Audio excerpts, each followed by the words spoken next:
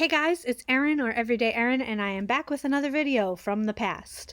So when you knit things for gifts, you give the gift away and then you don't have the thing to show. So I am pre-recording something that I knit for gifts. And speaking of gifts, I mentioned in a previous video that I'm knitting a lot of sweaters for Christmas and other things.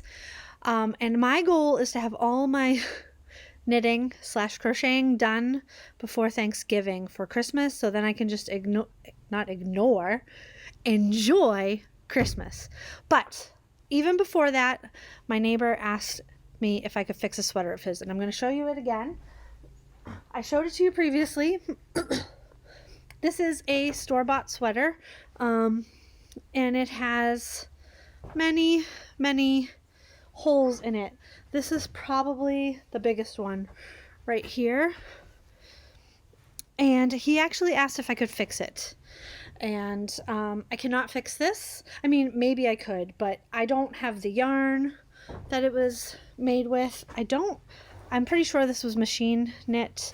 There's a hole in the elbow here, so I don't have the yarn to possibly darn this.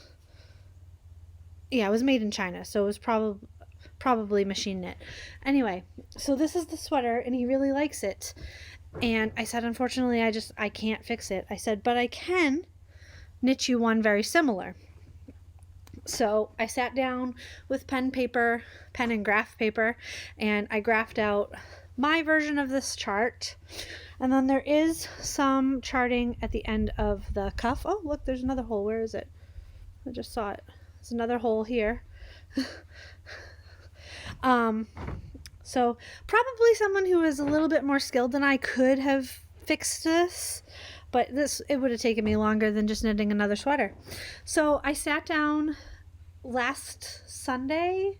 I don't know. I sat down 10 days ago. I know it was 10 days ago because this took me 10 days start to finish, and it's the only thing I've been working on. And I sketched out the chart, and then I did the math and figured out increases and everything else. And I had a template of the sweater. Don't ask me for the pattern because I'm not a pattern writer. I know how to knit this sweater in one size and one size only. So the original sweater. I went and I picked up yarn. You saw that from the sheep farm. And I got busy. And I knit for 24 hours. Not 24 hours, but the first day.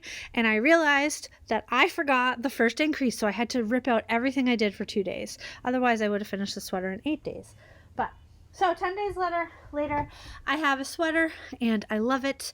And I've lined it up with the original sweater and it matches perfectly, and I really hope he likes it, because if he doesn't, I'm going to take it. So here it is. And I do have the color work at the bottom of the sweater, but I do not have the color work at the cuff, and there is color work at the cuff on those because last night I finished knitting the sleeves, got to the color work, and then realized, oh crud, as I did the first round, I didn't consider color work in my math for the cuff. So I decided to just do plain cuffs, and this is a gift, and I don't think he's going to complain or mind, but I am chuffed with this sweater. I love this sweater. I wasn't quite sure about this green when I held them all up together, but in the pattern it works really nicely. I laid the sweaters down next to each other, and sizing wise they match perfectly. So I'm really hoping that he likes this. Peter, if you're watching, do you like your sweater? So you guys won't see this for at least a couple weeks, if not into November or December, but here it is. What do you think? Did I do a good job? Here's the original. I mean, my sizing is a little differently in terms of the charting, but I'm not a machine, so I think he's gonna like it. All right, that's all I have for today. It's very sunny. I hope you all are doing well, and I'll talk to you soon. Bye.